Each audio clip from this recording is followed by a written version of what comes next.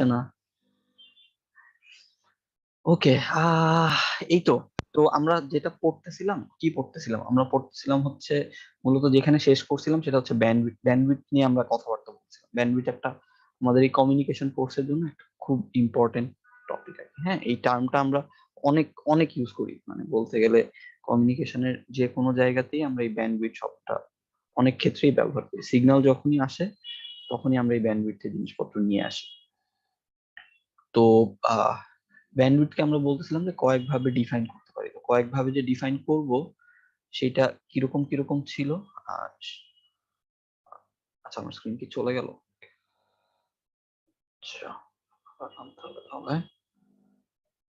Okay, I guess এখন দেখা যাচ্ছে। তো ব্যান্ডউইথ শব্দটা মূলত ব্যান্ডউইথ দিয়ে আমরা যেটা বুঝাই যে একটা ফ্রিকোয়েন্সি রেঞ্জকে আমরা বুঝাই। হ্যাঁ, আমাদের যে সিগন্যাল গুলো থাকে, সিগন্যাল গুলোতে একটা সার্টেন ফ্রিকোয়েন্সি থাকে। তো এই একটা ফ্রিকোয়েন্সি রেঞ্জকে বোঝানোর জন্য আমরা ব্যান্ডউইথ শব্দটা ব্যবহার করি। মানে ব্যান্ডউইথ দিয়ে মূলত আমরা একটা সিগন্যালের যে ফ্রিকোয়েন্সি কন্টেন্ট, মানে কিরকম টাইপের ফ্রিকোয়েন্সি সিগন্যালটাতে আছে সেই ফ্রিকোয়েন্সি সম্পর্কে একটা আইডিয়া করতে পারি। হ্যাঁ, ব্যান্ডউইথ শব্দটা হয় একদম যদি বলছি ফ্রিকোয়েন্সির সাথে রিলেটেড। যেমন আমি উদাহরণ দেওয়ার ট্রাই করছিলাম যে আমাদের সিগন্যাল গুলো দুই রকম হতে পারে। একটা মোনোটোন সিগন্যাল, মোনোটোন সিগন্যাল মানে ওখানে একটাই মাত্র ফ্রিকোয়েন্সি। যেমন এই পিওর সাইন ওয়েভ যেগুলো, যেমন এটা একটা পিওর সাইন ওয়েভ। তো এটা একটা টাইম পিরিয়ড আছে, তো ওই টাইম পিরিয়ড থেকে আমরা তার ফ্রিকোয়েন্সি ক্যালকুলেট করতে পারি। তো মনে করলাম তার ফ্রিকোয়েন্সি 10 কিলোহার্টজ ধরে নিলাম। তো মাল্টিটোন সিগন্যালের ক্ষেত্রে, সরি, মোনোটোন সিগন্যাল যেটা, মানে যেটা সিঙ্গেল ফ্রিকোয়েন্সি সাইন ওয়েভ, তো সেইগুলোর ক্ষেত্রে যেমন এইটা একটা সিঙ্গেল ফ্রিকোয়েন্সি সাইন ওয়েভ, বা নিচের এটাও একটা সিঙ্গেল ফ্রিকোয়েন্সি সাইন ওয়েভ, নিচেরটার ফ্রিকোয়েন্সি একটু বেশি। এই এই ধরনের সিগন্যালের ক্ষেত্রে ব্যান্ডউইথ শব্দটা অতটা ব্যবহার আমরা করি না সিঙ্গেল ফ্রিকোয়েন্সি। হ্যাঁ, আমরা মূলত ব্যবহার করি যেখানে মাল্টিপল ফ্রিকোয়েন্সি থাকে, মাল্টিটোন সিগন্যাল যেগুলো। হ্যাঁ, মাল্টিটোন সিগন্যাল বলতে যে সিগন্যাল একাধিক ফ্রিকোয়েন্সি কম্পোনেন্ট থাকে, একাধিক ফ্রিকোয়েন্সি এক্সিস্ট করে। তো একাধিক ফ্রিকোয়েন্সি এক্সিস্ট করে এই জিনিসটা কিভাবে বুঝবো? একটা সিগন্যালে যে একের বেশি ফ্রিকোয়েন্সি আছে, তো এটা কিভাবে বুঝবো? এটা বোঝার জন্যই আমরা ধরেন একটা পিরিয়ডিক সিগন্যাল এরকম কনসিডার করছি, কোন একটা র্যান্ডম পিরিয়ডিক সিগন্যাল। তো একটা পিরিয়ডিক সিগন্যালে কি কি ফ্রিকোয়েন্সি আছে সেটা বুঝতে আমাদের হেল্প করে ফুরিয়ার সিরিজ। হ্যাঁ, একটা পিরিয়ডিক সিগন্যালে ধরেন এটা পিওর কোনো সাইন ওয়েভ না, মানে একটা সিঙ্গেল সাইন ওয়েভের মতন তো না, তাই না? এটা একটু দেখতে এবড়ো খেবড়ো র্যান্ডম টাইপ। তো এরকম পিরিয়ডিক কোনো সিগন্যালে কি কি ফ্রিকোয়েন্সি কম্পোনেন্ট আছে সেটা বুঝতে হেল্প করে হচ্ছে আমাদের ফুরিয়ার সিরিজ। ফুরিয়ার সিরিজ বলে যে কোনো একটা পিরিয়ডিক সিগন্যাল যদি এরকম থাকে, আমরা যে একটা পিরিয়ড কনসিডার করতেছি, তাহলে একটা পিরিয়ডিক সিগন্যালকে কয়েকটা পিওর সাইন ওয়েভের যোগফল আকারে প্রকাশ করা যায়। যেমন এই নীল কালারের সাইন ওয়েভটা, এই লাল কালারের সাইন ওয়েভটা, এই পার্পল কালারের সাইন ওয়েভটা, এই তিনটা সাইন ওয়েভকে যদি আমরা একসাথে যোগ করি তাহলে ধরে নিচ্ছি এই এই টাইপের একটা জিনিস পাওয়া যায়। আচ্ছা, কিছু বলতে চাচ্ছেন কেউ? আহ আচ্ছা, ঠিক আছে। ঠিক আছে, যদি আপনার কুইজ থাকে তাহলে যদি আপনার প্রিপারেশন নিতে হয় তাহলে আপনি লিভও করতে পারেন। আজকে আমি অ্যাটেন্ডেন্স নিব না। ঠিক আছে, আজকে অ্যাটেন্ডেন্স নিব না। যদি আপনি মনে করেন কুইজের প্রিপারেশন নিতে হবে, আপনি লিভও করতে পারেন, আপনার ইচ্ছা। ঠিক আছে, ওকে। তো যেটা বলতেছিলাম যে যে কোনো পিরিয়ডিক সিগন্যালই যদি আমাদের থাকে, যে কোনো পিরিয়ডিক সিগন্যাল থাকলে সেটাকে আমরা একাধিক, ওকে ঠিক আছে, ঠিক আছে, ওকে, একাধিক সাইন ওয়েভ আকারে আর কি প্রকাশ করতে পারি। এটাই ছিল আমাদের ফুরিয়ার সিরিজ। হ্যাঁ, তো যখন এই যে একাধিক সাইন ওয়েভ আসতেছে, এই যে সবুজ কালারের সিগন্যালটা ছিল, এটা আসলে এই তিনটা সাইন ওয়েভকে যদি আমরা যোগ করি, যোগ করলে আমরা এই সবুজ কালারের সিগন্যালটা পাবো। তো এই ধরনের সিগন্যালের ক্ষেত্রে আমাদের ব্যান্ডউইথ টার্মটা আসে আর কি। ঠিক আছে, কারণ এই সিগন্যালটাকে আমরা বলবো একটা মাল্টিটোন সিগন্যাল। এই বাম পাশের যে সবুজ কালারের সিগন্যালটা, এইটাকে আমরা বলবো মাল্টিটোন সিগন্যাল। মাল্টিটোন সিগন্যাল কেন? কারণ এখানে এই যে একাধিক ফ্রিকোয়েন্সি এক্সিস্ট করতেছে, যেমন 10 কিলোহার্টজ, 15 কিলোহার্টজ, 12 কিলোহার্টজ, তিনটা ভিন্ন ভিন্ন ফ্রিকোয়েন্সি এক্সিস্ট করতেছে। ঠিক আছে, তো এখন এই যে ব্যান্ডউইথকে আমরা মানে ডিফাইন করার চেষ্টা করছি, সংজ্ঞায়িত করতে চাচ্ছি ব্যান্ডউইথ জিনিসটা আসলে কেমন। তো ব্যান্ডউইথকে আমরা কয়েকভাবে ডিফাইন করতে পারি। একটা হচ্ছে অ্যাবসলিউট ব্যান্ডউইথ। হ্যাঁ, তো অ্যাবসলিউট ব্যান্ডউইথ মানে কি জিনিস? যে ধরেন এই যে আমাদের এই সিগন্যালটা তো আমরা তিনটা ফ্রিকোয়েন্সি কম্পোনেন্ট পেলাম। যে কোনো পিরিয়ডিক সিগন্যালকে এরকম একাধিক সাইন ওয়েভ দিয়ে প্রকাশ করা যায়। যে কোনো যে কোনো পিরিয়ডিক সিগন্যালকে। হ্যাঁ, পিরিয়ডিক হতে হবে, তাহলে ফুরিয়ার সিরিজ দিয়ে আমরা করতে পারবো আর কি। তাহলে এই যে ভিন্ন ভিন্ন ফ্রিকোয়েন্সি গুলো যে আমরা পেলাম, এগুলোকে আমরা প্লট করতেছিলাম, এটাকে আমরা বলতেছিলাম ম্যাগনিটিউড স্পেকট্রাম বা অ্যামপ্লিটিউড স্পেকট্রাম বলতেছিলাম। আপনারা যখন ডিএসপি পড়বেন তখন এই স্পেকট্রাম গুলো আরো ভালোভাবে দেখবেন, ম্যাগনিটিউড স্পেকট্রাম বা ফেজ স্পেকট্রাম, এই টাইপের জিনিসপত্র আমরা আর কি দেখবো যখন ডিএসপি আপনারা পড়বেন 343। তো এই ম্যাগনিটিউড স্পেকট্রামের ভেতরে আমরা যেই কাজ করি, এক্স অক্ষ বরাবর আমরা ফ্রিকোয়েন্সি কে রাখি, ওয়াই অক্ষ বরাবর হচ্ছে আমরা ম্যাগনিটিউড বা অ্যামপ্লিটিউড কে রাখি। এক্স অক্ষ বরাবর ফ্রিকোয়েন্সিতে যেমন এই যে এখানে 10 কিলো হার্টজের একটা সাইন ওয়েভ আছে, যার অ্যামপ্লিটিউড ম্যাক্সিমাম ভ্যালু হচ্ছে 20। তো আমরা যে 10 কিলো হার্টজ ফ্রিকোয়েন্সিতে 20-র একটা এরকম ডেল্টার মতন আঁকাই, ঠিক আছে। তারপরে এই যে 12 কিলো হার্টজের পার্পল কালারের যে সাইন ওয়েভটা, তার অ্যামপ্লিটিউড হচ্ছে 8। কাজেই আমরা এখানে 12 কিলো হার্টজে 8-এর একটা ডেল্টা আঁকাই। হ্যাঁ, তারপরে এই যে যে রেড কালারের সিগন্যালটা 15 কিলো হার্টজ, এই 15 কিলো হার্টজের সাইন ওয়েভটার অ্যামপ্লিটিউড হচ্ছে 35। কাজে এই যে 15 কিলো হার্টজের অ্যামপ্লিটিউড হচ্ছে 35। এই ধরনের ছবিকে বলা হয় হচ্ছে ম্যাগনিটিউড স্পেকট্রাম। আমরা এগুলো আরো দেখবো এই কোর্সেও, আরো ফ্রিকোয়েন্টলি আমরা এটা দেখবো সামনে লেকচার গুলোতে। হ্যাঁ, এই অ্যামপ্লিটিউড স্পেকট্রাম বা ম্যাগনিটিউড স্পেকট্রাম কি জিনিস তাহলে? যে আমরা এক্স অক্ষ বরাবর ফ্রিকোয়েন্সি রাখতেছি আর ওয়াই অক্ষ বরাবর তার অ্যামপ্লিটিউড গুলোকে রাখতেছি, এটাই এটাই আর কিছু। তো এরকম যদি আমরা একটা অ্যামপ্লিটিউড স্পেকট্রাম পাই, এটাকে আমরা বলছি ডিসক্রিট অ্যামপ্লিটিউড স্পেকট্রাম। ডিসক্রিট বলছি কারণ ভিন্ন ভিন্ন, মানে কন্টিনিউয়াস ভাবে ফ্রিকোয়েন্সিতে ভ্যালু নাই, ভিন্ন ভিন্ন কিছু ভ্যালুতে ফ্রিকোয়েন্সি, মানে ফ্রিকোয়েন্সিতে ভ্যালু আছে, তো এই জন্য ডিসক্রিট বলতেছে। তো এইখানে যদি আমরা ব্যান্ডউইথ হিসাব করতে চাই, এখানে আমাদের ব্যান্ডউইথ, অ্যাবসলিউট ব্যান্ডউইথের যেটা ডেফিনিশন, অ্যাবসলিউট ব্যান্ডউইথের ডেফিনিশন হচ্ছে ম্যাক্সিমাম মাইনাস মিনিমাম, ঠিক আছে। এই যে অ্যাবসলিউট ব্যান্ডউইথের ডেফিনিশন হচ্ছে এফ ম্যাক্স মাইনাস এফ মিন। আমাদের এফ ম্যাক্স হচ্ছে 15 কিলো হার্টজ আর এফ মিন হচ্ছে 10 কিলো হার্টজ, তাই না? এফ ম্যাক্স হচ্ছে আমাদের এখানে 15 আর এফ মিন হচ্ছে আমাদের 10। কাজে এই দুটাকে বিয়োগ করলে আমরা 5 কিলো হার্টজ ব্যান্ডউইথ পাবো। এই ব্যান্ডউইথটাকে আমরা বলি হচ্ছে অ্যাবসলিউট ব্যান্ডউইথ, ঠিক আছে। এটা হচ্ছে এক ধরনের ব্যান্ড, যেটা আমি বারবার বলছি, ব্যান্ডউইথ কিন্তু আমরা মাল্টিপল ভাবে ডিফাইন করতে পারি, এটা একরকম ডেফিনেশন। আচ্ছা, তারপরে ধরেন অন্য কোনো একটা সিগন্যাল, এটা কন্টিনিউয়াস ম্যাগনিটিউড স্পেকট্রাম, মানে এখানে এই 0 থেকে 30 কিলোহার্টজ পর্যন্ত সব ফ্রিকোয়েন্সিতেই কোনো না কোনো অ্যামপ্লিটিউড আছে, মানে অনেকগুলো সাইন ওয়েভ লাগতেছে আর কি। তো এইখানে যদি আমরা অ্যাবসলিউট ব্যান্ডউইথ কে ডিফাইন করতে চাই আগের মতো, এই maximum frequency 30 minus minimum frequency 0, তাহলে এখানে অ্যাবসলিউট ব্যান্ডউইথ হচ্ছে আমাদের 30 কিলোহার্টজ, ঠিক আছে। ওকে, তো আহ এই তো আহ আচ্ছা, এক্সকিউজ মি। আচ্ছা, তাহলে এই হচ্ছে আমাদের অ্যাবসলিউট ব্যান্ডউইথের ডেফিনিশন গেল। এইবার হচ্ছে আরেক ধরনের ব্যান্ডউইথ এর সাথে আমরা পরিচিত হচ্ছিলাম আগের ক্লাসে, এটা হচ্ছে হাফ পাওয়ার ব্যান্ডউইথ। হাফ পাওয়ার ব্যান্ডউইথ কি জিনিস? যে আমরা এখন আর একদম ম্যাক্সিমাম থেকে নিব না, আগে যেমন আমরা ব্যান্ডউইথ নিচ্ছিলাম এই ম্যাক্সিমাম ফ্রিকোয়েন্সি থেকে মিনিমাম ফ্রিকোয়েন্সি বিয়োগ করে। তো হাফ পাওয়ার ব্যান্ডউইথে আমরা তা করবো না, হাফ পাওয়ার ব্যান্ডউইথে হচ্ছে আমরা হাফ পাওয়ার পর্যন্ত যতটুকু ফ্রিকোয়েন্সি সেইটুকু নিব। তো হাফ পাওয়ার কিভাবে বুঝে? যে এই যে ম্যাগনিটিউড স্পেকট্রামটা আমরা যে এখানে প্লট করলাম, আঁকালাম, এই ম্যাগনিটিউড স্পেকট্রামটাকে আমরা ডেসিবেলে নিলাম ধরেন, হ্যাঁ, ডেসিবেলে নিলাম। তো ডেসিবেলে নিলে যখন আমরা একটা স্পেকট্রাম আঁকি, পিক ভ্যালুটা থাকে হচ্ছে 0 ডেসিবেলে, আর নিচের দিকে অন্য ডেসিবেল ভ্যালু গুলো থাকে। তো আপনাদের যদি মনে থেকে থাকে, হাফ পাওয়ার অ্যাপিয়ার করতে হচ্ছে -3 ডিবিতে, -3 ডেসিবেল। -3 ডিবি মানে হচ্ছে হাফ পাওয়ার, মানে 0 ডিবিতে যদি একদম ফুল পাওয়ার হয়, ম্যাক্সিমাম পাওয়ার হয় 0 ডিবিতে, তাহলে হাফ পাওয়ার অকার করে হচ্ছে -3 ডিবিতে। তো তাহলে এই 0 ডিবি থেকে এই -3 ডিবির ভেতরে যতটুকু ফ্রিকোয়েন্সি, ঠিক আছে। তো আমরা এখানে দেখতে পাচ্ছি যে এই যে 0 ডিবিতে আমাদের ফ্রিকোয়েন্সি হচ্ছে গিয়ে 0, তাই না? 0 ডিবিতে আমাদের ফ্রিকোয়েন্সি হচ্ছে গিয়ে 0 কিলো হার্টজ, আর -3 ডিবিতে আমাদের ফ্রিকোয়েন্সি হচ্ছে গিয়ে 9 কিলো হার্টজ। আমরা এক্স অক্ষ বরাবর ভ্যালু গুলো নিচ্ছি আর কি, ওয়াই অক্ষ বরাবর প্যারালাল লাইন টেনে এক্স অক্ষ বরাবর ফ্রিকোয়েন্সি ভ্যালু গুলো নিচ্ছি। তো এখানে তাহলে আমাদের হাফ পাওয়ার ব্যান্ডউইথ আসবে এই 9 - 0, হ্যাঁ, 9 কিলোহার্টজ। তো এই তো এটাই ছিল আমাদের হাফ পাওয়ার ব্যান্ডউইথ। আরেক ধরনের ব্যান্ডউইথ আমাদের থাকতে পারে, সেইটা হচ্ছে যে কি বলে, আরেকটা ব্যান্ডউইথ থাকতে পারে হচ্ছে ইকুইভ্যালেন্ট নয়েজ ব্যান্ডউইথ বলতে আরেকটা ব্যান্ডউইথ আমাদের আছে, হ্যাঁ। তো ওটা কিরকম? যে ধরেন কোনো আমাদের একটা ফিক্স পাওয়ার আছে, হ্যাঁ, এটা হাফ পাওয়ার ব্যান্ডউইথের সাথেই রেলেভেন্ট। আমি আচ্ছা একটা নতুন স্ক্রিপ্ট একটু খুলি, ওকে। ধরেন এই ছবিটা আমি একটু কপি করে নিই, এটা তো হাফ পাওয়ার ব্যান্ডউইথ ছিল।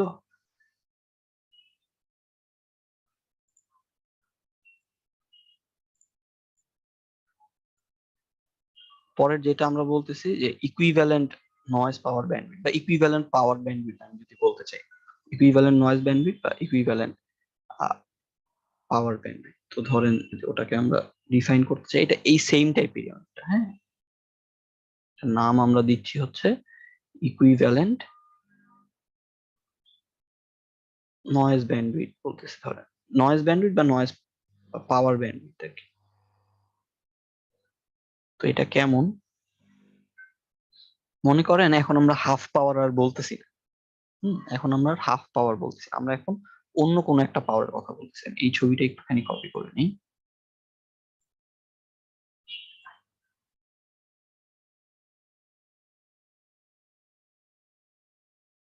মুছে দেই।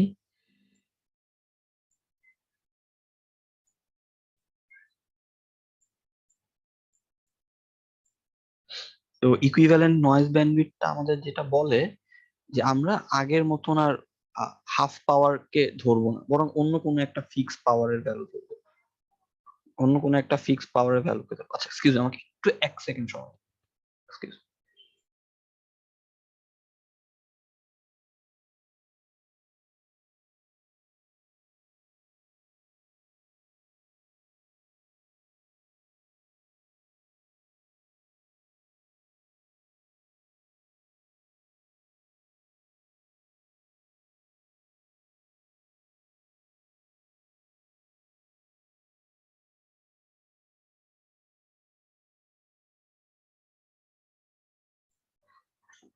আচ্ছা ঠিক আছে, তো যেটা বলতেছিলাম যে আমরা আগে হাফ পাওয়ার বলতেছিলাম, তো এখন হাফ পাওয়ার না বলে ধরেন অন্য কোনো একটা পাওয়ারের ভ্যালু বল, মনে করেন আমাদের ম্যাক্সিমাম পাওয়ার যদি, এটা তো আমাদের ম্যাগনিটিউড স্পেকট্রাম, ধরেন এটাকে আমরা ডিবি তে হয়তো প্লট করছি। হাফ পাওয়ার না বলে মনে করেন আমরা ম্যাক্সিমাম পাওয়ারটা তো 0 ডিবি তে, এটা হচ্ছে আমাদের 0 ডিবি, এই 0 ডিবি তে হচ্ছে আমাদের ম্যাক্সিমাম পাওয়ারটা। এখন হাফ পাওয়ার না বলে মনে করেন আমরা বললাম 1/3 পাওয়ার হচ্ছে, হ্যাঁ, হাফ পাওয়ার না বলে 1/3 পাওয়ার। তো 1/3 পাওয়ার তাহলে আরো কমে আসবে, ধরেন আমরা কথার কথা বলতেছি 1/3 পাওয়ার, হাফ পাওয়ার না বলে, তাহলে 1/3 পাওয়ার মনে করেন আরো নিচে আসবে আমাদের, মানে ডেসিবেল ভ্যালু -3 ডিবির চাইতে আরো কমে আসবে। তো তাইলে এইটার জন্য যদি আমরা করেসপন্ডিং ফ্রিকোয়েন্সি নেই, ধরেন আমরা নেগেটিভ পোর্শনটাও নিতে পারি, চাইলে পজিটিভ ফ্রিকোয়েন্সির পোর্শন যেমন নিতে পারি, তেমনি নেগেটিভ পোর্শনের ফ্রিকোয়েন্সিও নিতে পারি, হ্যাঁ, পজিটিভ নেগেটিভ দুইটাই নিতে পারি। মনে করেন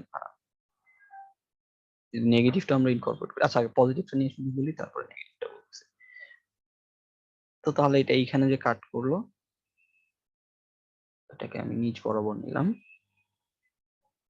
ঠিক আছে, এটা হচ্ছে 1/3 পাওয়ারের কোরেসপন্ডিং ডেসিবেলে যত আসে, এটা মনে করেন 1/3 আমাদের যে ম্যাক্সিমামের 1/3 পাওয়ার, মানে পি ম্যাক্স এর 1/3 এর যে কোরেসপন্ডিং ডেসিবেল ভ্যালু। তাহলে এই ভ্যালুটা ধরেন কথার কথা আমরা কত ধরবো, 20 ধরলাম, 20 কিলোহার্টজ। তাহলে এইখানে আমাদের ফ্রিকোয়েন্সি যেটা হবে বা ব্যান্ডউইথ যেটা হবে, এটাকে আমরা বলছি ইকুইভ্যালেন্ট নয়েজ ব্যান্ড, এখানে ইকুইভ্যালেন্ট নয়েজ ব্যান্ডউইথ হবে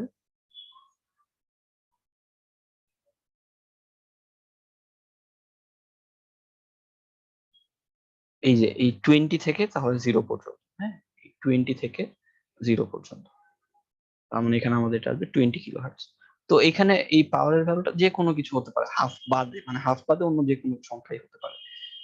তো আমরা একদিকে যেমন নিতেছি, চাইলে দুই দিকেও নিতে পারি, মানে পজিটিভ ফ্রিকোয়েন্সি এবং নেগেটিভ ফ্রিকোয়েন্সি দুইটাকে ইনকর্পোরেট করেও নিতে পারি যদি চাই। এখান থেকে এই পর্যন্ত এটা হলো -20 আসবে আর কি। ঠিক আছে, আমরা ধরে নিচ্ছি যে এর ভেতরে এই রেক্টাঙ্গেলটার ভেতরে আর কি 1/3 পাওয়ার আছে। ঠিক আছে, এই যে রেক্টাঙ্গেলটা আমরা নিচ্ছি তার ভেতরে 1/3 পাওয়ার আছে, এই টোটাল যে এরিয়াটা পাওয়ার আমরা কিভাবে পাবো? এই ম্যাগনিটিউড স্পেকট্রামের যদি এরিয়া নিই, স্কোয়ার করে যদি এরিয়া নিই, ম্যাগনিটিউড স্পেকট্রামটাকে যদি আমরা স্কোয়ার করে এরিয়া নিই তাহলেই আসলে পাওয়ার পাবো। তো আমরা ধরে নিচ্ছি যে এই স্কোয়ারটার ভিতরে 1/3 পাওয়ার আর কি আছে, তাহলে আমরা যেই ব্যান্ডউইডথ পাবো সেটাই হচ্ছে আমাদের ইকুইভ্যালেন্ট নয়েজ ব্যান্ডউইডথ, মানে হাফ বাদে অন্য অন্য যে কোনো কিছু আমরা কনসিডার করতেছি। ঠিক আছে, আচ্ছা, তো এটা হচ্ছে আমাদের থার্ড থার্ড যেই ব্যান্ডউইডথটা। আর যদি ফোর্থটাকে বলছে, তো এটা আমরা ইন্টিগ্রেট করে বের করতে পারি চাইলে। হ্যাঁ, এটাকে আমরা চাইলে ইন্টিগ্রেট করে বের করতে পারি। ইন্টিগ্রেট করে বের করার অর্থ হচ্ছে, আচ্ছা, তো আরেকটা ছোট্ট কথা বলি, যেটা বলছিলাম শুধু পজিটিভ পার্ট যখন আমরা নিচ্ছি এটাই তো আমরা ব্যান্ডউইথ বলতেছি। আমরা অনেক সময় যখন এই পুরো নেগেটিভ পার্ট সহ নিই ওটাকে আমরা 2 টাইমস ব্যান্ডউইথ ধরি আর কি।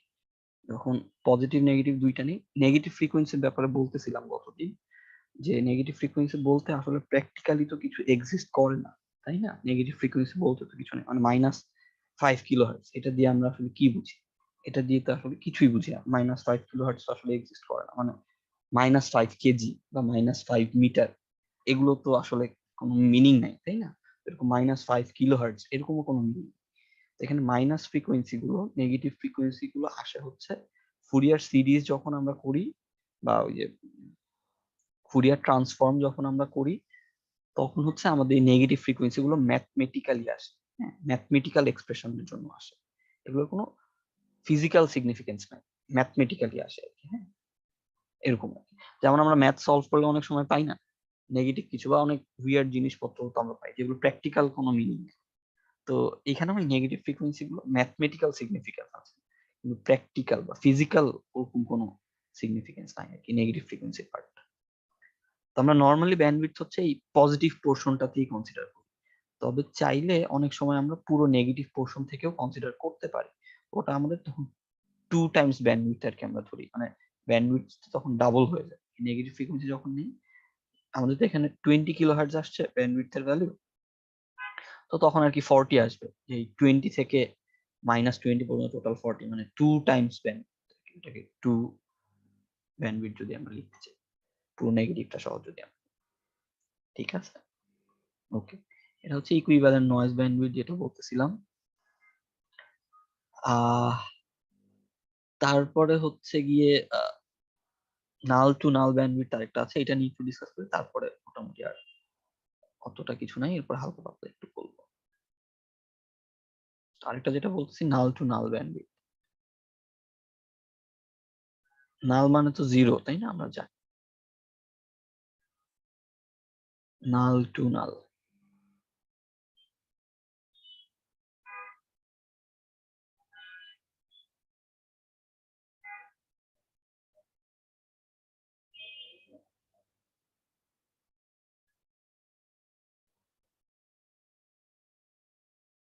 তো মনে করেন অনেক সময় আমাদের যে ম্যাগনিটিউড স্পেকট্রাম গুলো আমরা যে আঁকলাম বারবার, অনেক সময় ম্যাগনিটিউড স্পেকট্রাম গুলো সিঙ্ক ফাংশনের মতন।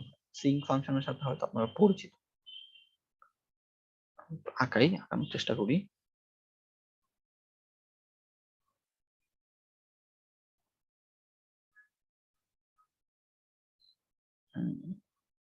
সোজা লাইন আঁকাতে তো কষ্ট।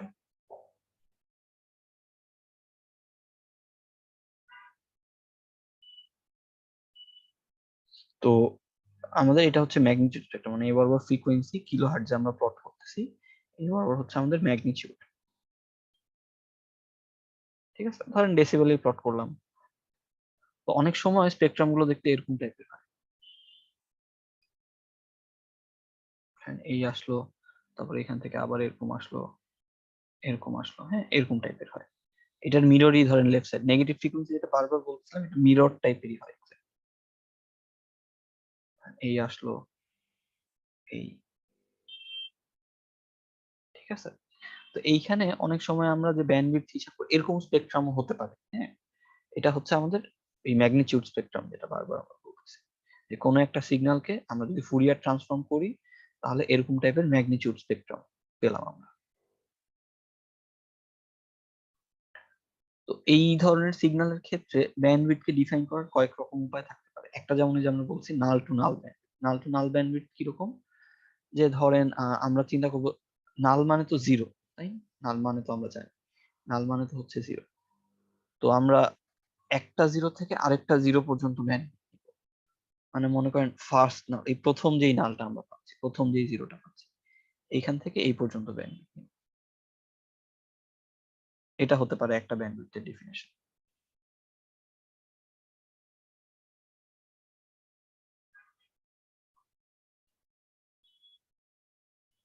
ঠিক আছে, প্রথম নাল মানে প্রথম জিরো থেকে ফ্রিকোয়েন্সি আর কি, যেখানে জিরো হয়েছে, এখানে তো ফ্রিকোয়েন্সি মানে সরি অ্যামপ্লিটিউড ম্যাগনিটিউড যেখানে জিরো হয়েছে, তো এইটুকু আমাদের সেই টু ব্যান্ডউইথ। মানে মনে করেন যদি আমরা ধরি এটার ভ্যালু, ধরি একটা কিছু, মনে করেন এটার ভ্যালু 10 কিলোহার্টজ, মনে করেন এটার ভ্যালু 20, এটার ভ্যালু মনে করেন এটা 20, এটা মনে করেন 30, এরকম ধরেন এটা হচ্ছে 40, এরকম আছে। এখানেও সিমিলারলি -10, -20, এটা -30, এটা -40, এরকম আছে। হ্যাঁ, তো এখানেও তাহলে যদি আমরা নর্মালি ব্যান্ডউইথ ডিফাইন করতে চাই, নাল নাল টু নাল ব্যান্ডউইথ, তার মানে একটা নাল থেকে আরেকটা নাল, একটা জিরো থেকে আরেকটা জিরো, এই জায়গাগুলোকে আমরা জিরো বলছি, কারণ এই জায়গাগুলোতে অ্যামপ্লিটিউড তো জিরো, ম্যাগনিটিউড তো জিরো, তাই না? তাই জন্য বলছি নাল টু নাল। তাহলে এখানে আমাদের নাল টু নাল ব্যান্ডউইথ যদি আমরা টু ব্যান্ডউইথ আকারে ধরি, এটা আসবে 10 -10 বা 20 আর কি আসবে, মানে একটা 10 থেকে আরেকটা 10 এর ভেতরে তফাৎ।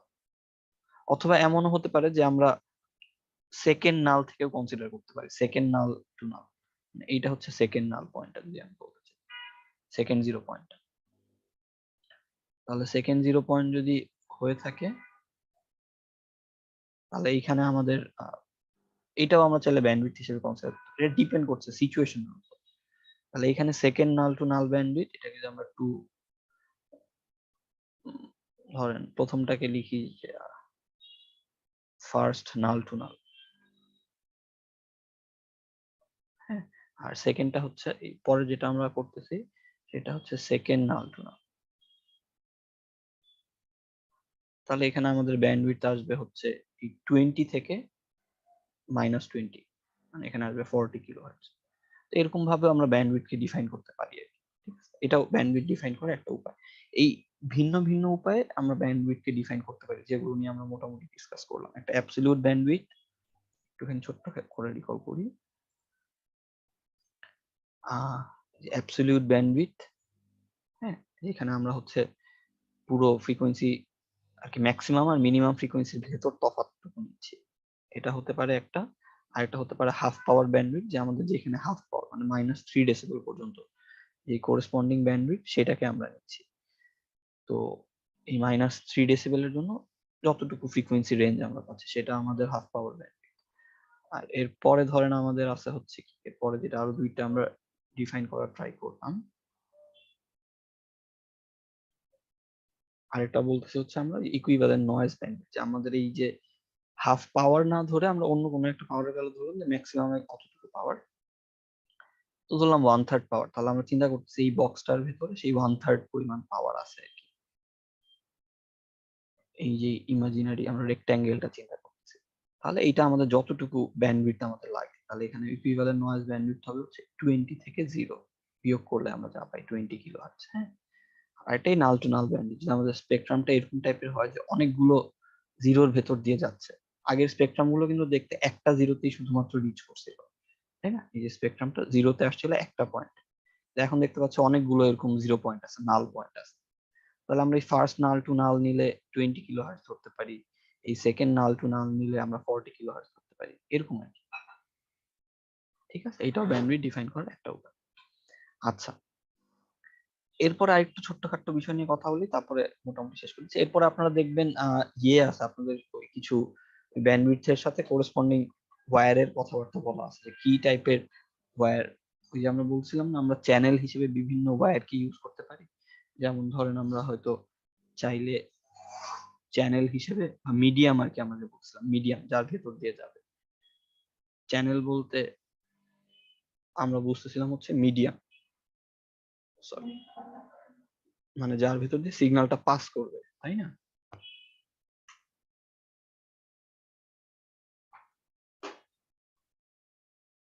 এটা হচ্ছে আমাদের মিডিয়াম আর কি। তো চ্যানেল বা মিডিয়াম এর ভিতর দিয়ে সিগন্যালটা পাস করবে। তো এগুলো কি টাইপের হতে পারে?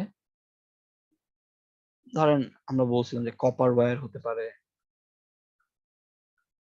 তাই না? অথবা হতে পারে বলছিলাম কোএক্সিয়াল কেবল টাইপের জিনিসপত্র, অথবা হতে পারে অপটিক্যাল ফাইবার, তাই না? অথবা আমরা ইএম ইএমও চিন্তা করতে পারি। ইএম মানে ধরেন এই যে আমাদের মাইক্রোওয়েভ যে প্রোপাগেট করবে, মাইক্রোওয়েভ টাইপের হতে পারে। মাইক্রোওয়েভ মানে ইএম ওয়েভ গুলো, ইলেকট্রোম্যাগনেটিক ওয়েভ গুলো, যে সিগন্যাল গুলো যে ট্রান্সমিট হবে একটা জায়গা থেকে আরেক জায়গায়, তার জন্য মাইক্রোওয়েভ ফ্রিকোয়েন্সি। তো কপার ওয়্যারের ভেতর ধরেন সার্টেন ফ্রিকোয়েন্সি সিগন্যাল পাস করতে পারে। এর চেয়ে বেশি ফ্রিকোয়েন্সি সিগন্যাল যদি আমরা দেই তাহলে ওটা ডিস্টর্টেড হয়ে যায়। হ্যাঁ, ধরেন কপার ওয়্যারের ভেতরে আমরা হয়তো ধরেন মেগাহার্টজ রেঞ্জে, ধরেন 10 মেগাহার্টজ পর্যন্ত সিগন্যাল ম্যাক্সিমাম দিতে পারে। মেগাহার্টজ, তো কপার ওয়্যারের ভিতরে আমরা 10 মেগাহার্টজের সিগন্যাল ম্যাক্সিমাম দিতে পারি। মানে মনে করেন একটা সিগন্যাল যাচ্ছে, সেটার ফ্রিকোয়েন্সি যদি 2 মেগাহার্টজ হয় তাহলে সেটা কপার ওয়্যারের ভেতর সুন্দরভাবে যেতে পারে, কোনো সমস্যা নেই। ঠিক আছে, কিন্তু যদি এমন হয় যে একটা সিগন্যালের ফ্রিকোয়েন্সি 10 মেগাহার্টজ এর চেয়ে বেশি, মনে করেন 1 গিগাহার্টজ, তখন সেটা কপার ওয়্যারের ভেতর দিয়ে যদি যাওয়ার ট্রাই করে, ওটা ডিস্টর্টেড হয়ে যাবে। ডিস্টর্টেড মানে সিগন্যালটা নষ্ট হয়ে যাবে, ঠিক আছে, সিগন্যালটা আগের মতন আর থাকবে না। তো এরকম সবগুলোরই কিছু ফ্রিকোয়েন্সি রেঞ্জ আছে। কোএক্সিয়াল কেবল এটা ধরেন আরো হাই, কোএক্সিয়াল কেবল ধরেন প্রায় 1 গিগাহার্টজ এর কাছাকাছি হতে পারে। মানে মনে করেন এখানে হয়তো 500 মেগাহার্টজ পর্যন্ত একটা সিগন্যাল পাস করতে পারে সুন্দরভাবে। অপটিক্যাল ফাইবারে প্রায় টেরাহার্টজ রেঞ্জের সিগন্যাল পাস করতে পারে। হ্যাঁ, ধরেন 100 টেরাহার্টজ বা এরকম। টেরাহার্টজ তো অনেক হাই, তাই না? টেরাহার্টজ মানে 10 টু দি পাওয়ার 15। অপটিক্যাল ফাইবারের ভেতর দিয়ে অনেক হাই ফ্রিকোয়েন্সি সিগন্যাল পাস করতে পারে। হাই ফ্রিকোয়েন্সি সিগন্যাল হলেই ওটাকে আমরা বেশ দ্রুত পাঠাতে পারি। হ্যাঁ, টেরাহার্টজ রেঞ্জের সিগন্যাল হতে পারে। বা মাইক্রোওয়েভের ভেতর দিয়ে, মানে মাইক্রোওয়েভ সিগন্যাল গুলো যেরকম হয়, এগুলো আরো, এগুলো ধরেন গিগাহার্টজ রেঞ্জে হতে পারে। কারণ এগুলো হয়তো 10 গিগাহার্টজ বা এরকম রেঞ্জের সিগন্যাল। ঠিক আছে, তার মানে যদি আমি বলতে চাই সিগন্যাল পাঠানোর জন্য অপটিক্যাল ফাইবার বেশ ভালো জিনিস, কিন্তু অপটিক্যাল ফাইবারের ভিতর দিয়ে পাঠাতে হলে তো ওটা লাইট হতে হয়, অপটিক্যাল হতে হয়, নর্মাল সিগন্যাল হলে হয় না। তবে অপটিক্যাল ফাইবার সবচেয়ে বেশি ফ্রিকোয়েন্সি সিগন্যালটা পাস করতে দেয়, সবচেয়ে দ্রুত যেতে পারে অপটিক্যাল ফাইবারের ভিতর দিয়ে। ঠিক আছে, এইগুলো হচ্ছে বিভিন্ন চ্যানেলের জন্য আমাদের ম্যাক্সিমাম কত ফ্রিকোয়েন্সি সিগন্যাল যেতে দিবে, এরকম একটা হিসাব। হ্যাঁ, ওকে। এরপরে আরেকটু কিছু নিয়ে ডিসকাস করতে চাই, এই চ্যানেল নিয়ে যদি আরেকটু কথাবার্তা বলতে চাই।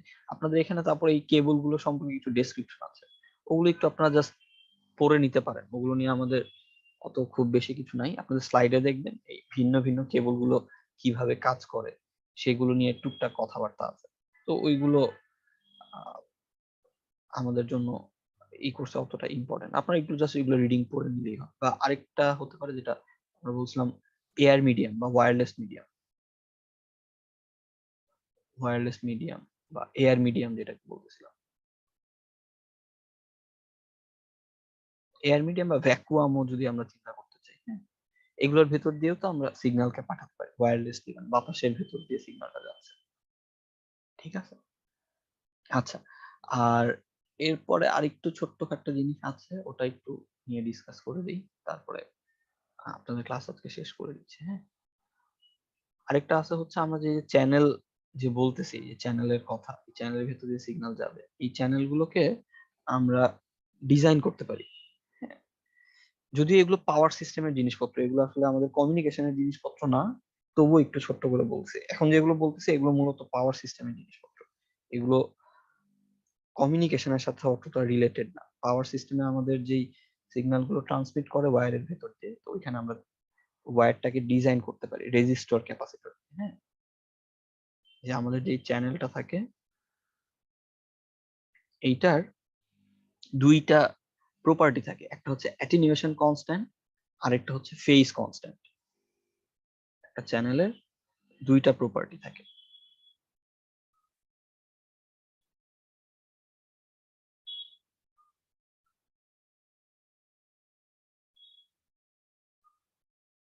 আচ্ছা, এখানকার চ্যানেলগুলো পাওয়ার সিস্টেমের জন্য আমি বলতে চাচ্ছি।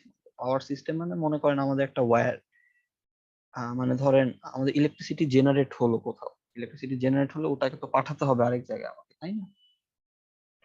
তো ওইসব ক্ষেত্রে চ্যানেলকে আমরা ডিজাইন করি। মনে করেন হয়তো কাপ্তাইতে ইলেকট্রিসিটি জেনারেট হলো, ওটা তো ঢাকায় আসবে। কাপ্তাই ইলেকট্রিসিটি ধরেন ঢাকায় আসলো, ঢাকায় আসতে হলে ওটা তো ওয়্যারের ভেতর দিয়েই আসবে, তাই না? কেবলের ভেতর দিয়েই তো আসবে, ওয়্যারের ভেতর, কেবল না, ট্রান্সমিশন লাইন আমরা বলি ওগুলোকে মূলত। হ্যাঁ, ওইগুলোকে আমরা মূলত ট্রান্সমিশন লাইন বলি, কেবল বা ওয়্যার বলা ঠিক হবে না, ওগুলোকে আমরা বলি হচ্ছে ট্রান্সমিশন লাইন।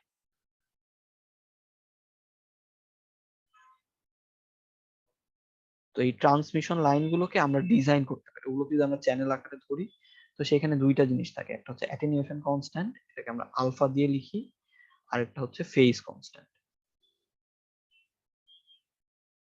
মানে একটা ট্রান্সমিশন লাইন যদি থাকে, একটা তার, ওই তারটাকে আমরা এই দুইটা জিনিস দিয়ে আর কি ক্যারেক্টারাইজ করতে পারি, দুইটা অ্যাটেনিউয়েশন কনস্ট্যান্ট আর ফেজ কনস্ট্যান্ট, এই দুইটা জিনিস দিয়ে তাকে ডিফাইন করতে পারি বা ক্যারেক্টারাইজ করতে পারি। ক্যারেক্টারাইজ করা মানে যে ওই ট্রান্সমিশন লাইনটা আসলে কেমন সেটা আমরা বুঝতে পারি এই দুইটা প্যারামিটার থেকে, অ্যাটেনিউয়েশন কনস্ট্যান্ট আর ফেজ কনস্ট্যান্ট থেকে। তো কিরকম, যে ধরেন এই দুইটা মিলে আমরা যে জিনিসটা পাই তার নাম হচ্ছে প্রোপাগেশন কনস্ট্যান্ট, এই দুইটা মিলে।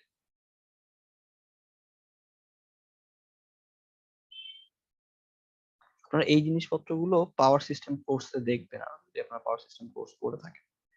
প্রোপাগেশন কনস্ট্যান্টকে এরকম গামা দিয়ে লেখা হয়, অ্যাটেনিউয়েশন কনস্ট্যান্টকে লেখা হয় আলফা দিয়ে, ফেজ কনস্ট্যান্টকে বিটা দিয়ে, আর প্রোপাগেশন কনস্ট্যান্টকে লেখা হয় হচ্ছে গামা দিয়ে। তো গামাটা হচ্ছে এরকম টাইপের, আলফা প্লাস জে বিটা, ঠিক আছে? এটাকে লেখা হয় হচ্ছে আলফা প্লাস জে বিটা, মানে আলফা আর বিটার সমন্বয়, যেটা হচ্ছে আমাদের সেই কমপ্লেক্স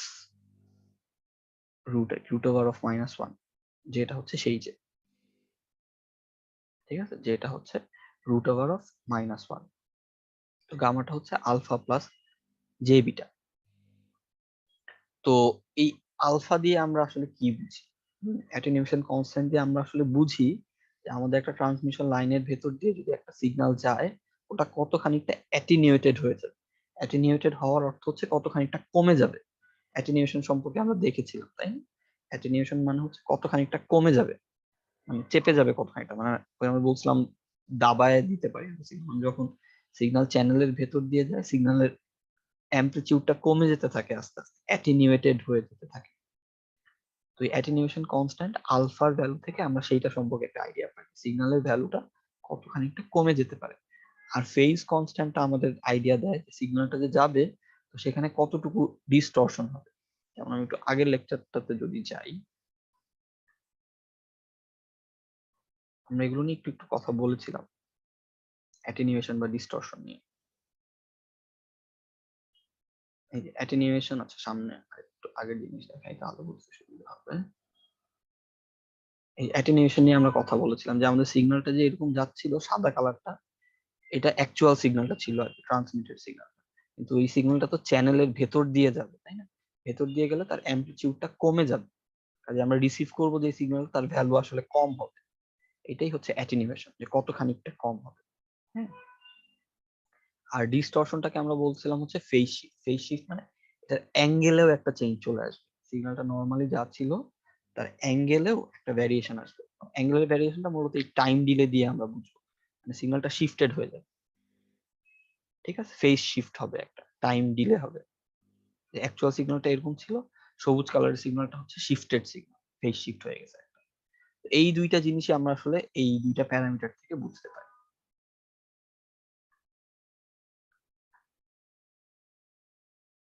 হ্যাঁ, এই যে অ্যাটেনিউয়েশন কনস্ট্যান্টটা হচ্ছে আমাদের বলবে যে চ্যানেলের ভেতর দিয়ে যদি সিগন্যালটা যায় তাহলে কতটুকু চেপে যাবে, কতটুকু অ্যাটেনিউয়েটেড হবে।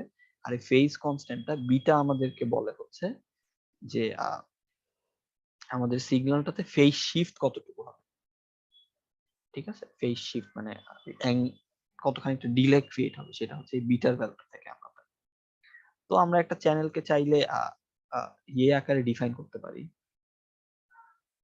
ওই যেটা বলতেছিলাম রেজিস্টার, ক্যাপাসিটর, এগুলো দিয়ে ডিজাইন করতে পারি। একটা ট্রান্সমিশন লাইনকে চাইলে আমরা এইভাবে ডিফাইন করতে পারি, যে একটা ইন্ডাক্টর থাকবে, এই জিনিসপত্রগুলো আমাদের কমিউনিকেশনের সাথে অতটা রিলেটেড না, এগুলো মূলত পাওয়ার সিস্টেম, যেটা আমি বারবার বলতেছি।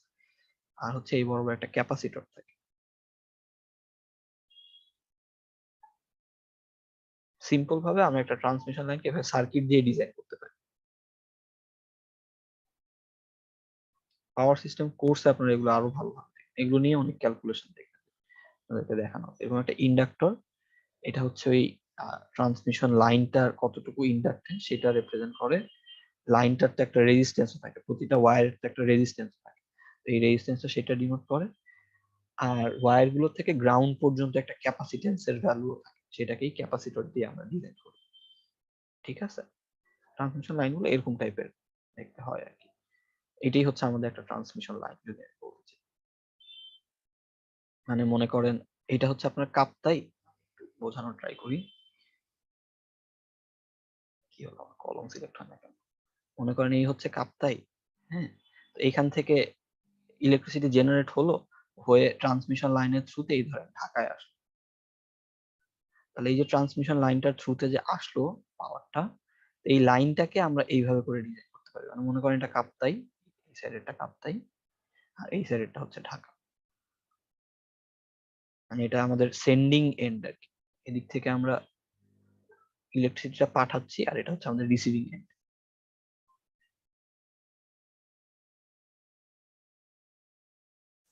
ঠিক আছে, এইটাই হচ্ছে আমাদের সেই ট্রান্সমিশন লাইনটা।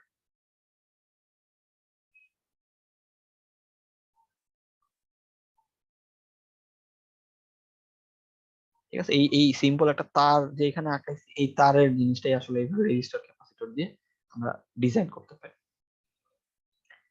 তো এই টাইপের জিনিসপত্র আপনার স্লাইডে অল্প অল্প আছে, এগুলো আমাদের খুব বেশি অতটা লাগবে না। আচ্ছা, আরেকটা ছোট্ট জিনিস আছে যেটা একটুখানি বলে দিই, সেটা হচ্ছে যে আমরা যদি ডিস্টরশনলেস ট্রান্সমিশন চাই, হ্যাঁ, ডিস্টরশনলেস ট্রান্সমিশন এইটা খুব ইম্পর্টেন্ট। হ্যাঁ, কন্ডিশন ফর ডিস্টরশনলেস ট্রান্সমিশন,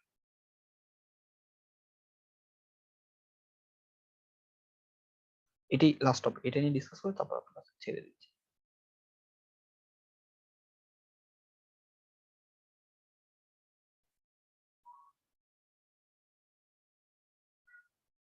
মানে মনে করেন আমরা যে সিগন্যালটা পাঠাবো এটা ডিস্টর্টেড হবে না, আমরা সেটা এক্সপেক্ট করতেছি, সেটা যদি আমরা চাই, তাহলে আমাদের কি করতে হবে?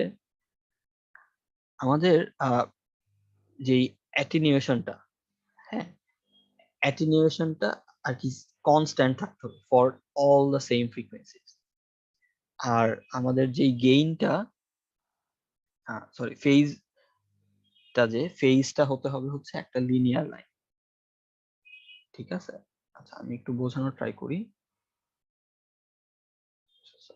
ধরেন মনে করেন কোন একটা সিগন্যালকে আমরা পাঠাচ্ছি, তো আপনাদের যদি মনে থেকে থাকে আমরা সিগন্যালস এন্ড সিস্টেমস কোর্সে একটা সিস্টেমের রেসপন্স বের করতে পারতাম, মনে আছে? ধরেন সিগন্যালস এন্ড সিস্টেমে আমরা এরকম একটা সিস্টেমের জন্য রেসপন্স বের করতে পারতাম, এইচটি বলতাম আমরা।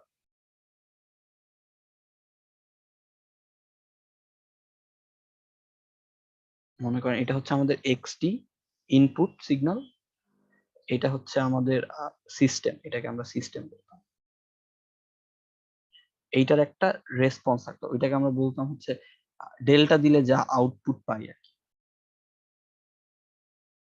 সিস্টেম রেসপন্স আর কি। হ্যাঁ, সিস্টেম রেসপন্স, বা এটাকে আমরা বলতাম হচ্ছে সিস্টেম রেসপন্সই আমরা চিন্তা করতে পারি, এটাকে আমরা এইচটি বলতাম আর কি এটা।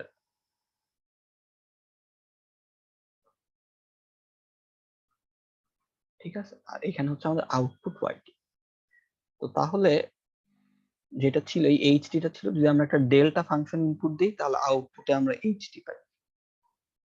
ঠিক আছে, ডেল্টা বলতে হচ্ছে ডেল্টা তো আপনাদের মনে আছে, একটা পিক, খালি একটা হাই অ্যাম্পলিটিউডের সিগন্যাল একটা টাইম ইনস্ট্যান্টে যদি আমরা পাঠাই, তাহলে আউটপুটে যেটা পাই সেটাই হচ্ছে আমাদের এই এইচটি। তো আমাদের এই ওয়্যারটাকে আমরা এখন আর কি সেই সিস্টেমের মতো চিন্তা করছি, যে আমাদের ট্রান্সমিশন লাইনটা যদি একটা সিস্টেম হয় এরকম, এটা হচ্ছে আমাদের সেই ট্রান্সমিশন লাইনটা, এইটার একটা এরকম সিস্টেম রেসপন্স আছে এইচটি যদি আমরা চিন্তা করি। তো এখানে আমরা একটা ইনপুট দিব যদি কিছু, তাহলে আউটপুটে আমরা এরকম ওয়াইটি একটা কিছু পাবো।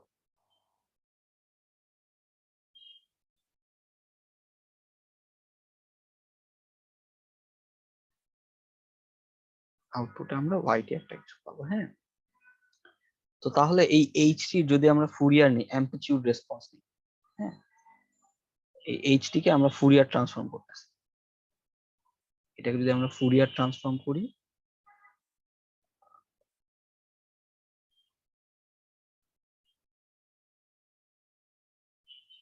তাহলে আমরা পাই হচ্ছে এইচ ওমেগা বা এইচ এফ, যেটি আমরা বলতেছি।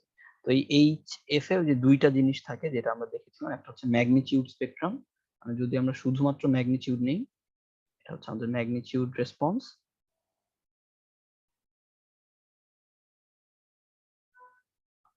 আর আরেকটা আমরা যেটা পাই সেটা হচ্ছে ফেজ রেসপন্স।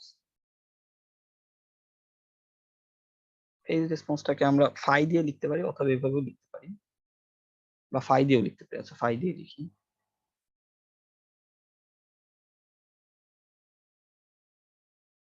এটা হচ্ছে আমাদের ফেজ রেসপন্স। ঠিক আছে, তো তাহলে কি হচ্ছে আমি একটু আস্তে আস্তে বলি, একটু বোঝার ট্রাই করেন। প্রথমত আমি যেটা ব্যাখ্যা করার ট্রাই করছিলাম সেটা হচ্ছে আমরা সিগন্যালস এন্ড সিস্টেম কোর্সে এই টাইপের জিনিস দেখেছিলাম, যে আমাদের যদি কোনো একটা লিনিয়ার টাইম ইনভ্যারিয়েন্ট সিস্টেম থাকে, এলটিআই সিস্টেম যদি থাকে, তো তাহলে ওই সিস্টেমে যদি আপনি ইনপুট দেন একটা সিগন্যাল, তাহলে আউটপুট ওয়াইটি পাবেন। তো এই সিস্টেমটার নিজের একটা রেসপন্স ছিল এইচটি। তো এই ওয়াইটিটা হচ্ছে যে আমরা কনভলিউশন করতাম এই এক্সটি আর এই এইচটি কে যদি আমরা কনভলিউশন করতাম, তাহলে হচ্ছে আমরা আউটপুট রেসপন্স ওয়াইটিটা পেতাম, তাই না? সিগন্যাল সিস্টেমস এর কথাই প্রথম পার্টটুকু যেটা বললাম। এবার দ্বিতীয় পার্টে যে কথাটা আমি বলতে চাচ্ছি সেটা হচ্ছে যে এই সিস্টেমটা এখন মনে করেন আমাদের ট্রান্সমিশন লাইন। আগে তো যে কোনো সিস্টেমের জন্য আমাদের এই জিনিসটা ভ্যালিড ছিল, এটা যে কোনো সিস্টেমের জন্যই ভ্যালিড ছিল। তো এখন আমরা মনে করতেছি আমাদের সিস্টেমটা হচ্ছে একটা ট্রান্সমিশন লাইন। হ্যাঁ, এটাকে আমরা একটা বক্স, একটা ব্ল্যাক বক্স আকারে চিন্তা করছি, একটা সিস্টেম আকারে চিন্তা করতেছি। তাহলে এই ট্রান্সমিশন লাইনেরও একটা ইম্পালস রেসপন্স থাকবে। এইচটি নাম ছিল ইম্পালস রেসপন্স। এবার আমার মনে পড়ছে সুন্দরভাবে, এইচটিটার নাম ছিল হচ্ছে ইম্পালস রেসপন্স, মানে একটা ডেল্টা দিলে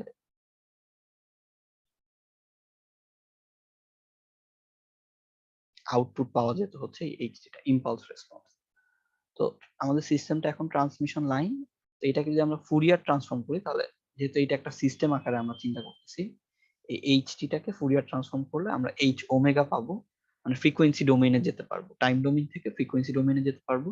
তো এইচ ওমেগার দুইটা জিনিস আসলে আমরা কনসিডার করি, একটা হচ্ছে ম্যাগনিটিউড স্পেকট্রাম বা ম্যাগনিটিউড রেসপন্স, আমরা ম্যাগনিটিউড নিচ্ছি মানে অ্যাবসলিউট ভ্যালু নিচ্ছি, আর একটা হচ্ছে ফেজ রেসপন্স, মানে অ্যাঙ্গেলটা যদি আমরা কনসিডার। তো এখন একটা ডিস্টরশনলেস ট্রান্সমিশন যদি হতে হয়, তাহলে ট্রান্সমিশন লাইনের প্রপার্টিটা কেমন হতে হবে সেটা নিয়ে আমরা কথা বলতে যাচ্ছি। যদি আমরা একটা সিগন্যালকে পাঠাতে চাই কোনো একটা ট্রান্সমিশন লাইন বা কোনো একটা সিস্টেমের ভেতর দিয়ে, তাহলে ডিস্টরশনলেস তখনই হয় যখন এই ম্যাগনিটিউড রেসপন্সটা হয় হচ্ছে কনস্ট্যান্ট, একটা ফ্ল্যাট লাইন যদি হয়।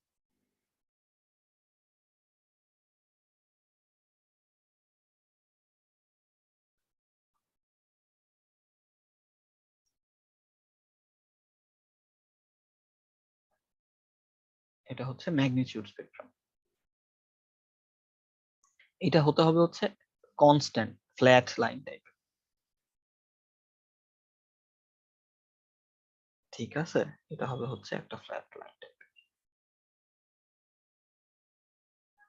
যদি এরকম টাইপের হয় তাহলে ডিস্টরশনলেস ট্রান্সমিশন হবে, মানে সিগন্যালটা নষ্ট হয়ে যাবে না, আমরা যা পাঠাবো সেটাই ওই পাশে রিসিভ করবো। ঠিক আছে, এরকম টাইপ একটা ব্যাপার। এটা হচ্ছে আমাদের ম্যাগনিটিউড রেসপন্স।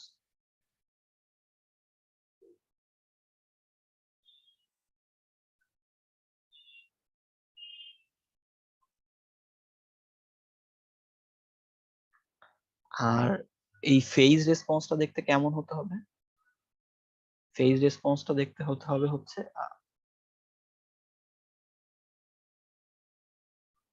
লিনিয়ার টাইপের,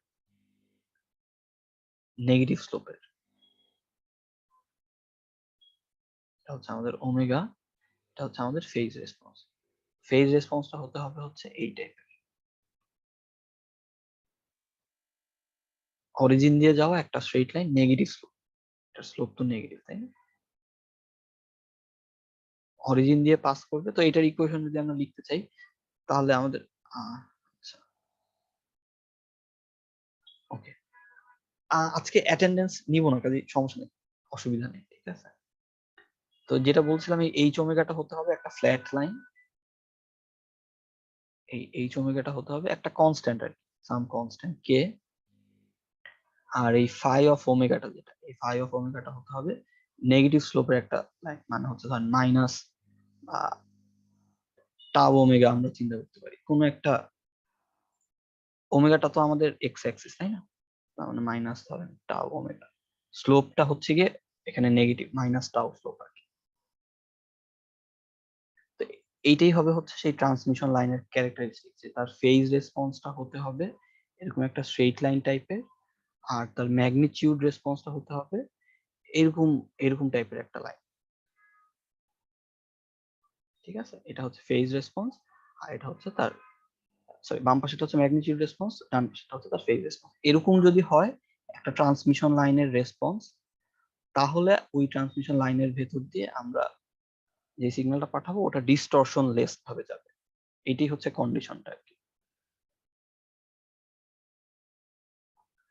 যদি ম্যাগনিটিউড রেসপন্স এরকম হয় আর ফেজ রেসপন্স এরকম হয়, তাহলে সিগন্যালটাকে যে আমরা পাঠাবো সেটা ডিস্টরশন লেস ভাবে যাবে। ডিস্টরশন লেস ভাবে যাওয়ার অর্থ হচ্ছে যে সিগন্যালটা নষ্ট হবে না আর কি, যেভাবে আমরা পাঠিয়েছি সেভাবেই সেন্ডিং এন্ড থেকে রিসিভিং এন্ডে পৌঁছে যাবে, ঠিক আছে? এই তো এখান থেকে আমরা আর কি চাইলে ওই গিয়ে বলতে পারি। তো এটি হচ্ছে মূলত কন্ডিশন, যে আমাদের একটা কন্ডিশনের কথাবার্তা, ঠিক আছে? এই তো এই মোটামুটি আপনাদের প্রথম স্লাইডে ছিল মোটামুটি যা আর কি ডিসকাস করতে চাচ্ছিলাম, এইসব জিনিসপত্রই ছিল। আচ্ছা, এবার আপনাদের কুইজ সম্পর্কে একটুখানি বলি, বলে তারপরে আজকে শেষ করে দিচ্ছি।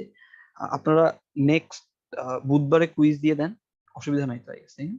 বুধবারেই তো আপনাদের সাথে ক্লাস আমার, বুধবার, হ্যাঁ 2 তারিখ পরে বোধহয়, 2 তারিখ কুইজ দিয়ে দেন নাকি? অসুবিধা হবে? না স্যার, ক্লাস টাইমেই হবে। বিকেলের দিকে দিতে পারেন চাইলে, ক্লাস টাইম, কিন্তু সকালে তো মানুষজন হয়তো দেখা যায় ঘুম থেকে উঠতে অনেক সময় সমস্যা হয়, জানি না। স্যার ওয়েডনেসডে তে দিলে স্যার আমাদের তো ল্যাব আছে, আচ্ছা আচ্ছা, বিকালে, আচ্ছা আর অফলাইন 2টা ল্যাব আর থেকে কি। 5টা অফলাইন ল্যাব আছে। ও আচ্ছা আচ্ছা, আচ্ছা তাহলে সকালেই দেন, আমার অসুবিধা নাই আর কি। ধরেন 8:30টার দিকে দিলেন, আমরা একটু ফার্স্টে পড়লাম, তারপর হয়তো দিলেন। সকালে নিতে আমার অসুবিধা নেই এখন, মানে সবাই যদি টাইম মতন আর কি জয়েন করতে পারে। বুঝিনি, আবার একটু বলেন। ক্লাসরুমে পোস্ট করে সবাই নিজের মতামত দিল আর কে কখন থেকে আছে, আচ্ছা, এখন তো সবাই নেই। না এখন আবার সবার গুলো ইয়ে করতে গেলে সমস্যা, ঠিক আছে দেখি আমরা তাহলে সকালেই নিলাম, ক্লাস টাইম নিলাম, ঠিক আছে? তাহলে আই গেস হয়তো অসুবিধা হবে না, হ্যাঁ। 2 তারিখ দিয়ে দেন আপনারা, নেক্সট ওয়েডনেসডে, হ্যাঁ নেক্সট ওয়েডনেসডে।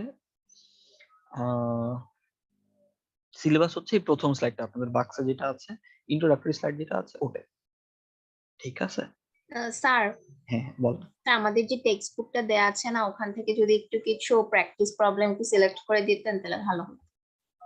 আচ্ছা আচ্ছা, আমি একটু বলে দিই কি টাইপের জিনিসপত্র আপনাদের এই কুইজে থাকবে। এখানে ছোট্টখাট্টো ম্যাথ টাইপের থাকবে, যেমন আমি বলে দিচ্ছি, ধরেন ছোটখাটো আপনাদের কিছু ডেসক্রিপটিভ কোয়েশ্চেন থাকবে, আর কিছু ছোট ম্যাথ থাকবে। ছোট ম্যাথের ভেতর যেমন প্রবাবিলিটির জিনিসপত্র থাকবে, একটু বলতে পারি ওই যে আমরা ইনফরমেশন, মেজার অফ ইনফরমেশন, এখান থেকে ছোটখাটো ম্যাথ থাকবে। আমরা এরকম দেখেছিলাম না টুকটাক, এই ফর্মুলাটা, এনট্রপির ফর্মুলা, এই রিলেটেড ছোটখাটো ম্যাথ থাকবে। ছোট, আপনাদের কুইজ বেশি সময় হবে না, ধরেন 20 মিনিটস বা এট ম্যাক্স 30 মিনিটস, 20 মিনিটসেই হয়ে যাবে হয়তো। এরকম ছোটখাটো কিছু ম্যাথ থাকবে এখান থেকে। আর তো ম্যাথ এখানে ওরকম নাই, আর হচ্ছে ডেসক্রিপশন থাকবে। ডেসক্রিপটিভ বলতে ধরেন আমি হয়তো দিলাম কথার কথা যে এই ডিস্টরশনলেস ট্রান্সমিশনের জন্য কি কন্ডিশন ফলো করতে হয়, এরকম টাইপের একটা কোয়েশ্চেন দিলাম। বা ধরেন আমি দিলাম যে আপনি ইনফরমেশন বলতে কি বুঝেন, আমরা ইনফরমেশন নিয়ে তো অনেক কথাবার্তা বলেছি, ইনফরমেশন বলতে আপনি কি বুঝেন। অথবা যে অ্যাটেনুয়েশন ডিস্টরশন বলতে কি বুঝেন, নয়েজ ইন্টারফিয়ারেন্স বা ডিজিটাল সিগন্যাল, অ্যানালগ সিগন্যাল, এগুলো বলতে কি বুঝেন? হ্যাঁ, ডিজিটাল সিগন্যাল বলতে আমরা কি বুঝি বা অ্যানালগ সিগন্যাল বলতে আমরা কি বুঝি? অথবা ধরেন ব্যান্ডউইথ সম্পর্কে ডিফাইন করতে দিলাম, বা ব্যান্ডউইথে ছোটখাটো ম্যাথ থাকতে পারে, যে আমি হয়তো একটা স্পেকট্রাম দিয়ে দিলাম, ওই ব্যান্ডউইথ ছিল আমাদের, কারণ এই ব্যান্ডউইথ দিয়ে দিলাম, তো ব্যান্ডউইথ দিয়ে আমি বললাম যে এই সিগন্যালটার অ্যাবসলিউট ব্যান্ডউইথ কত, এরকম বললাম।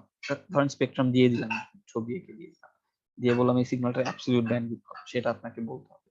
অথবা বললাম হাফ পাওয়ার ব্যান্ডউইথ কত, বা ব্যান্ডউইথ ক্যালকুলেট করতে দিলাম। ঠিক আছে, তাহলে সাম আপ করি, কিরকম থাকবে কোয়েশ্চেন? ছোট ম্যাথ থাকবে, ছোট ম্যাথের ক্ষেত্রে প্রবাবিলিটি রিলেটেড ম্যাথ থাকবে, ইনফরমেশন থিওরি, আর এই ব্যান্ডউইথ রিলেটেড ম্যাথ থাকবে, থাকতে পারে, থাকবে বলছি না, থাকতে পারে।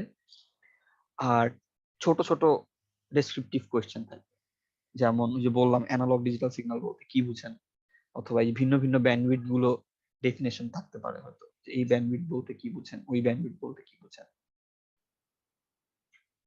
ঠিক আছে, মানে ওভারঅল পুরো স্লাইডটা একটু আপনি গো থ্রু করবেন, মোটামুটি আমি যা ডিসকাস করেছি ওই ওই রিলেভেন্ট জিনিসপত্রই দেওয়ার ট্রাই করবেন, ঠিক আছে, এর বাইরে কিছু থাকবে। ঠিক আছে, বোঝা গেল আমার কথা মোটামুটি? জি স্যার। ওকে ওকে, ঠিক আছে, ঠিক আছে, রেকর্ডিংটা আপাতত একটু স্টপ করি। আচ্ছা হ্যাঁ, যদি কারো কোনো